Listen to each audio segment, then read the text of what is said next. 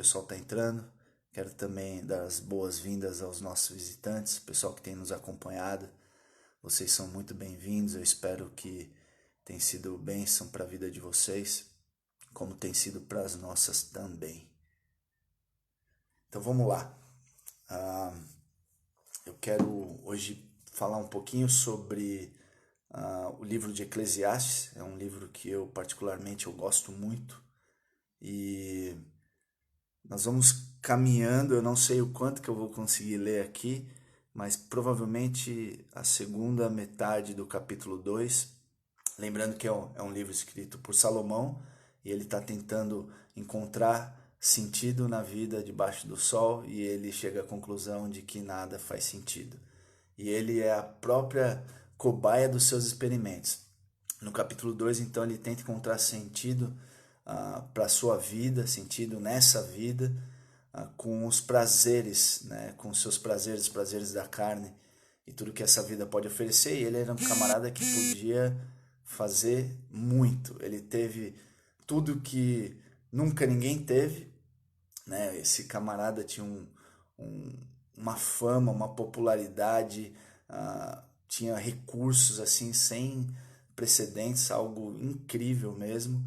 E ele chega à conclusão que é tudo vaidade, é tudo inútil. E eu queria, a pergunta hoje é como que as tretas da vida, né, como que as dificuldades da vida, até a própria morte, afeta a maneira como nós enxergamos o sentido da vida, né? Então, olhando para essa pandemia, olhando para tudo que está acontecendo, como que isso mexe com a minha cosmovisão do mundo, como que isso mexe com a minha visão da vida, como que isso afeta o sentido da minha vida, né? E o homem mais sábio do mundo, depois de Jesus, é claro, ele grita, né, para as gerações mais novas, incluindo eu e você, sobre a futilidade da vida sem Deus. Ele diz: nada debaixo do sol, ou seja, numa perspectiva mundana, faz sentido. É tudo vaidade, como correr atrás do vento. Então, como eu disse, ele foi a sua cobaia nos seus próprios experimentos, viu que ele não conseguiu achar sentido com os prazeres dessa vida. E aí, então, no capítulo 2, dos versículos 12 a 16, ele tenta encontrar sentido na vida com a sabedoria. E aí, depois dos versículos 17 ao 26, ele tenta encontrar um sentido no trabalho, né? E nós vamos, então, começar lendo os versículos 12 a 16, onde ele diz o seguinte: então passei a refletir na sabedoria, na loucura e na insensatez. O que pode fazer o sucessor do rei, a não ser repetir o que já foi feito? Percebi que a sabedoria é melhor que a insensatez, assim como a luz é melhor do que as trevas. O homem sábio tem olhos que enxergam, mas o tolo anda nas trevas. Todavia, percebi que ambos têm o mesmo destino. Aí fiquei pensando: o que acontece ao tolo, também me acontecerá. Que proveito eu tive em ser sábio? Então eu disse a mim mesmo: isso não faz sentido, menor sentido. Nem o sábio, nem o tolo serão lembrados para sempre. Nos dias futuros, ambos serão esquecidos. Como pode o sábio morrer como o tolo morre? E aí então ele está perplexo, né? Depois de ver que a tolice ela é pior do que a sabedoria, ele chega a essa conclusão que ser sábio é melhor do que ser tolo.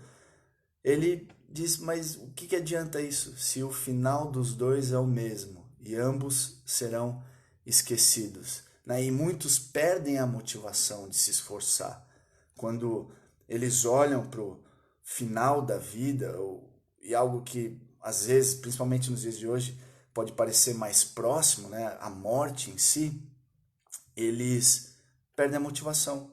Então a pessoa começa a ver: puxa, por que que eu vou correr? Por que que eu vou fazer todas essas coisas se o final a morte vai acabar com tudo, né? Então, qual que é a minha motivação? Por que que eu vou me esforçar se eu não vou ter uma recompensa? Por que eu vou me esforçar se um dia eu vou perder tudo? E muitas pessoas, elas podem estar se perguntando: olha só, todo o fruto do meu trabalho se ruindo, todo o fruto do que eu fiz indo para o ralo, né? Ou olha só, tudo que eu me esforcei para conseguir, né, com meus estudos, né, todos os meus diplomas, eles podem desaparecer num piscar de olhos. Então, que motivação que eu tenho se eu não sei se eu vou usufruir daquilo que eu conquistei? Então, a vida, ela parece ser besta, principalmente quando a gente fala sobre a morte, que é um grande equalizador, que não interessa o quão bem sucedido você foi, no final nós estaremos lado a lado, a 2 metros debaixo da terra. E isso para os mais idosos, né, as pessoas que estão mais, vamos dizer assim, mais próximas da morte, fica mais claro, né? Principalmente nesses tempos de pandemia, eles sentem mais a dor, né, o sofrimento. Os mais jovens, eles são mais otimistas quanto à morte. Eles não estão tão preocupados com a morte. Eles continuam ainda nessa corrida maluca de tentar encontrar sentido na vida por meio, e aí eu vou contextualizar, né, o que Salomão está falando aqui, por meio da sabedoria, que seria um bom diploma, e por meio do trabalho. Então, a maioria das pessoas estão correndo essa vida louca, tentando conseguir um bom diploma, né, estudando, rachando de estudar, para ter um bom emprego. Né? E de uma perspectiva mundana, e é isso que a maioria dos pais falam para os filhos, né? Estudem bastante, tenham boas notas para que você seja bem-sucedido. Tenha um bom diploma para que você tenha um bom trabalho. E no final de tudo, tanto o cara mais cabeção, que estudou sua vida inteira, quanto o camarada que viveu cabulando aula, nunca estudou, eles estarão no mesmo buraco. E Salomão diz: qual é o sentido disso tudo? Né? Então, esse cenário parece injusto porque, com certeza, nós somos mais beneficiados pelas pessoas que estudaram. Por exemplo, os médicos, né, os pesquisadores, os professores. Só que aí, Salomão diz, o final deles é o mesmo. Né? Do que adianta? O final deles é o mesmo, todos eles serão esquecidos. E aí então brota uma pergunta deprimente para nós, né? Por que se preocupar com as coisas se estamos prestes a perder tudo? E aí então ele vai falar sobre o trabalho, e eu vou ler com vocês rapidamente, dos versículos 17 a 26. Por isso desprezei a vida, pois o trabalho que se faz debaixo do sol pareceu-me muito pesado. Tudo era inútil, era correr atrás do vento. Desprezei todas as coisas pelas quais eu tanto me esforçara debaixo do sol, pois terei que deixá-las para aquele que me suceder. E quem pode dizer se ele será sábio ou tolo? Todavia, terá domínio sobre tudo que realizei com meu trabalho e com minha sabedoria debaixo do sol. Isso também não faz sentido. Cheguei ao ponto de me desesperar por todo o trabalho no qual tanto me esforcei debaixo do sol. Pois um homem pode realizar o seu trabalho com sabedoria, conhecimento e habilidade, mas terá que deixar tudo o que possui como herança para alguém que não se esforçou por aquilo. Isso também é um absurdo e uma grande injustiça. Que proveito tem um homem de todo esforço e de toda ansiedade com que trabalha debaixo do sol? Durante toda a sua vida, seu trabalho é pura dor e tristeza. Mesmo à noite, a sua mente não descansa. Isso também é absurdo. Para o homem não existe nada melhor do que comer, beber e encontrar prazer em seu trabalho. Eu vi que isso também vem da mão de Deus. E quem aproveitou melhor as comidas e os prazeres do que eu?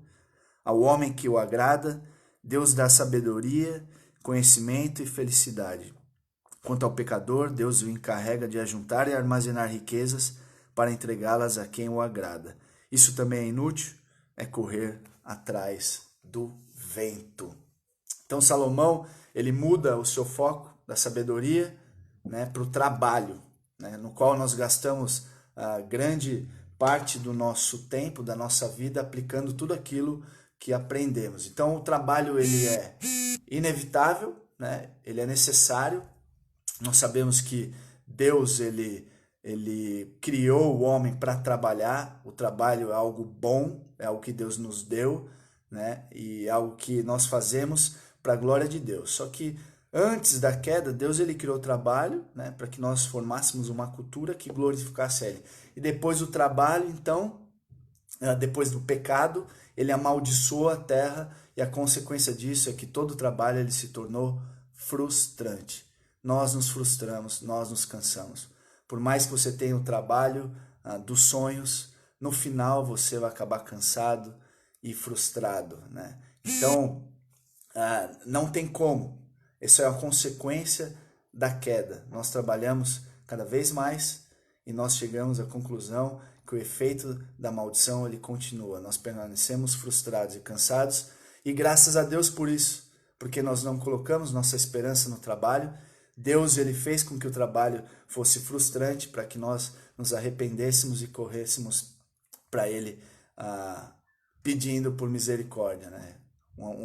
Um pedido de Senhor, eu não consigo satisfação em outra coisa e com certeza as pessoas não vão conseguir satisfação no trabalho.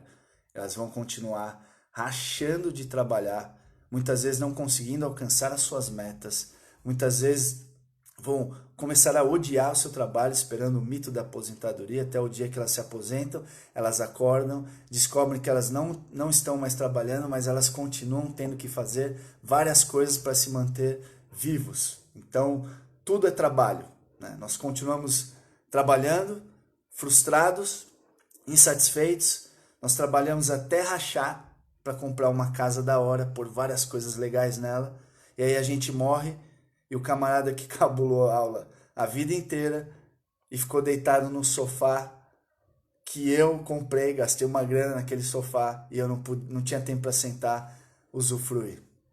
E isso, Salomão olha e fala assim, uau, qual que é o sentido disso, né?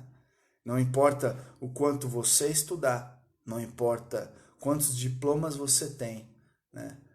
Ou se você conseguiu o trabalho dos sonhos, você vai acabar frustrado, ansioso e cansado. Você não vai ficar feliz por completo, satisfeito por completo, né? Sua saúde ela começa a ir embora e aí você descobre que a vida dos sonhos acabou se tornando o seu maior pesadelo. E aí eu pergunto para vocês já viram isso acontecer? Quantas histórias nós escutamos como essa? E a pergunta é, existe uma outra resposta? Eu creio que sim. Muitos anos depois, o Conselho de Salomão, ele é muito pertinente, ele é muito atual, ele é incrivelmente oportuno, né? Às vezes parece meio esquizofrênico, ele fala que não faz sentido, e aí ele fala que faz sentido, ele fala que não dá prazer, ele fala que dá prazer, né? Mas ele chega à conclusão, ali nos versículos 24 a 26, eu vou ler de novo. Para o homem não existe nada melhor do que comer, beber e encontrar prazer em seu trabalho. E vi que isso também vem da mão de Deus. E quem aproveitou melhor as comidas e os prazeres do que eu?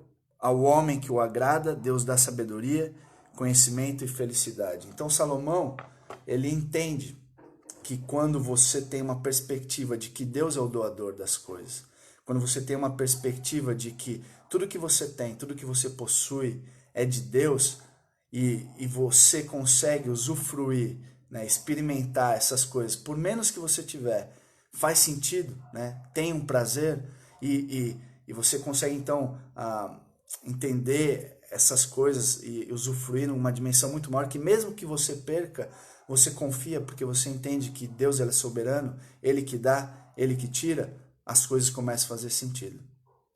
Então, a satisfação nas coisas, ela vem de uma percepção de que é Deus que está dando, né? A alegria de você usufruir aquilo que Deus está dando, ela não pode ser a parte da presença de Deus, desfrutando de que Deus, Ele que dá. Então, na vida, não importa o que você tem, não importa o que você for conquistar, se não estiver alguém presente, né? Se a não ser que esse alguém estiver presente, não vai fazer sentido.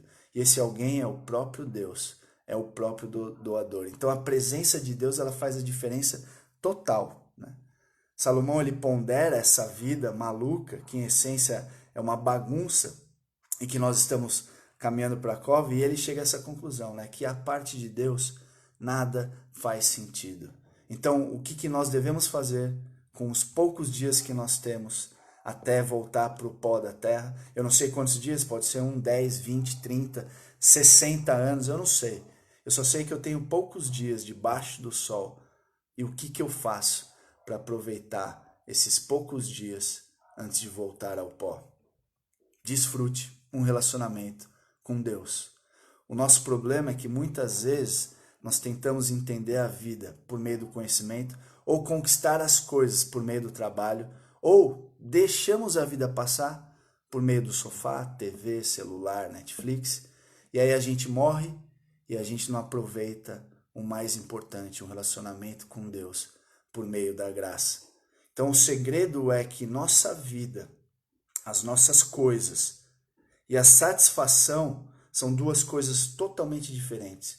Não existe satisfação nas coisas só pelo nosso Salvador. Não tem como. A satisfação ela não vem pelas coisas. Você pode ter muitas coisas.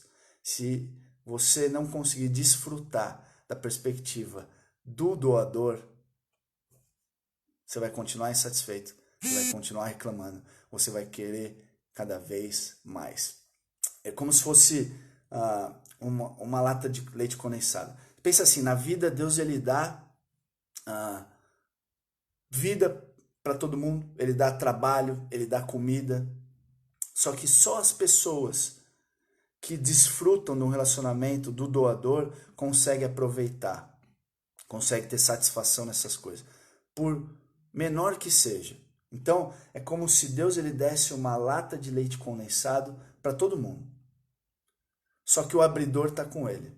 Então, só o filho que desfruta de um relacionamento íntimo, que desfruta de um relacionamento de fé, que permanece cultivando, nutrindo esse relacionamento, que consegue abrir e curtir o leite condensado. Então, só o Filho de Deus ele consegue usufruir das coisas que Deus dá de uma forma que satisfaz. Só o Filho de Deus ele tem alegria e tem satisfação. O fato é que a morte ela é inevitável para todos nós, só que ela não é o fim.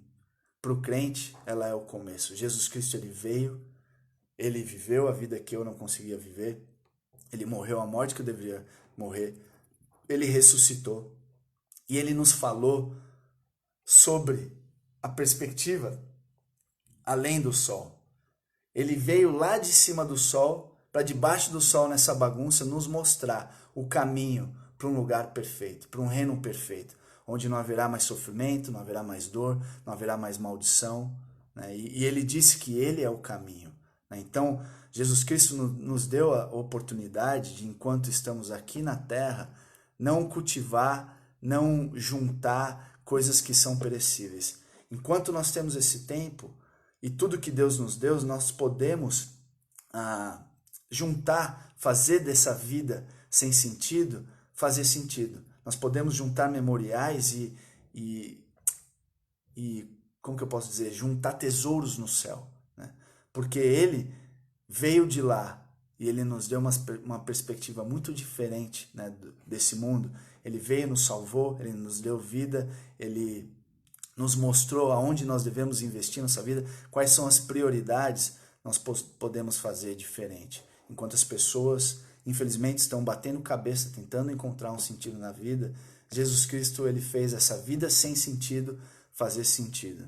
Né? E eu não quero ser mais um nas histórias, nas estatísticas de que papai e mamãe estudaram muito, racharam de estudar, e aí conseguiram um trabalho, e aí racharam de trabalhar, se encontraram, casaram, tiveram filhos, as contas aumentaram, e eles tiveram que rachar de trabalhar mais ainda, tiveram que entrar nos mestrados da vida para conseguir pagar as contas, e aí então eles juntaram dinheiro, tiraram férias, não tinha relacionamento, o filho adolescente estava estressado porque ele tinha que estudar para a prova do Enem, o pai não conseguia sair do laptop porque ele tinha que resolver várias coisas do trabalho, e a mãe já não estava mais nem para nada, ela não saía do celular. Eu não quero entrar nessa estatística, e a gente conhece muitas pessoas que são assim. Mesmo quando tem um tempo, né, umas férias, eles não conseguem desligar. E a moral da história é: não tem nada de errado em trabalhar. Deus quer que a gente trabalhe, seja diligente, trabalhe duro, né? Trabalhe de verdade. E também não tem nada de errado em estudar. Estude, né? Rache a cabeça, funde aí o tico e teco. Só que, por outro lado, você precisa, muitas vezes, deixar essas coisas de lado e cultivar um relacionamento com Deus e com as pessoas. E parece que Deus ele fez isso pra gente. A gente estava numa batida tão frenética, e para muitos uma batida realmente frenética de trabalho, de estudos, e aí Deus então ele brecou a nossa vida, parou a nossa vida, para que a gente prestasse atenção naquilo que realmente tem valor. É como se o camarada precisa descansar, ele nunca descansa, aí ele pega uma gripe, e aí forçadamente ele fica 3 dias de cama, e ele vai dormir. Então, sim, Deus ele quer que eu cumpra minhas tarefas. Deus ele quer que eu trabalhe bem. Deus ele quer que eu estude. Só que o mais importante, ele quer ter um relacionamento comigo. Ele quer desfrutar de um relacionamento. Ele quer que eu o busque. Ele quer que eu nutra esse relacionamento. E sim, Deus ele quer que eu curta a Kika, as crianças. Ele quer que eu pare tudo que eu estou fazendo e eu vá assistir uma tela com elas, que eu vá brincar com elas, né? Porque às vezes a vida ela pode parecer impressionante, né? Produtiva, mas aí relacionalmente ela é vazia, ela é seca. E aí então Deus ele mexe, né, com as nossas agendas e ele começa a mostrar que uma vida onde a gente não cultiva esses relacionamentos elas não fazem sentido, né? Então, graças a Deus que Ele tem falado aos nossos corações, fazendo com que esses relacionamentos façam a nossa vida, que muitas vezes é sem sentido, fazer sentido. E graças a Deus por isso, graças a Deus por Jesus Cristo, que Ele veio e nos deu um sentido. Ele veio e mostrou para nós o verdadeiro sentido da nossa vida, que tem a ver com Deus e as pessoas que nos cercam. Então essa é a palavra que eu queria deixar para nós, né? Aproveitem o seu relacionamento com Deus, com os seus familiares, com as pessoas que você ama, que nós amamos. E se Deus quiser, nós estaremos de novo. Até a próxima. E eu queria orar com vocês. Senhor Deus, muito obrigado, porque o Senhor nos deu um sentido na vida. Obrigado porque independente do que temos, independente das coisas que nós recebemos, da quantidade de estudo que a gente tem, do trabalho que a gente tem, o Senhor nos deu aquilo que é o mais importante, que faz todas as coisas da vida fazer sentido, que é o Senhor Jesus Cristo. Obrigado, Pai, porque muitas pessoas estão passando por essa dificuldade, olhando para essa vida sem sentido, se questionando o porquê de todas as coisas, e nós temos a resposta. Obrigado, Pai, porque nós podemos falar para essas pessoas o verdadeiro sentido da vida. E obrigado, Pai, porque o Senhor nos deu esse sentido. Eu espero, Pai, que nesse tempo que nós estamos em isolamento, possamos cultivar o relacionamento com o Senhor e uns com os outros. Obrigado que o Senhor fez essa vida sem sentido, debaixo do sol, ter muito sentido, prazer. E obrigado porque nós conseguimos dormir, Pai. Nós conseguimos descansar, mesmo depois de um dia cheio de estudo e trabalho, porque a nossa esperança não está nessas coisas sem sentidos, mas está naquele que tem o verdadeiro sentido, que é Jesus Cristo. Senhor, nos abençoe no restante desse dia, que nós possamos estar atentos a tudo que o Senhor tem falado aos nossos corações. Nós pedimos e agradecemos por tudo, no nome de Jesus. Amém. Amém. Valeu, pessoal. Até. Deus abençoe. Bom dia para todos.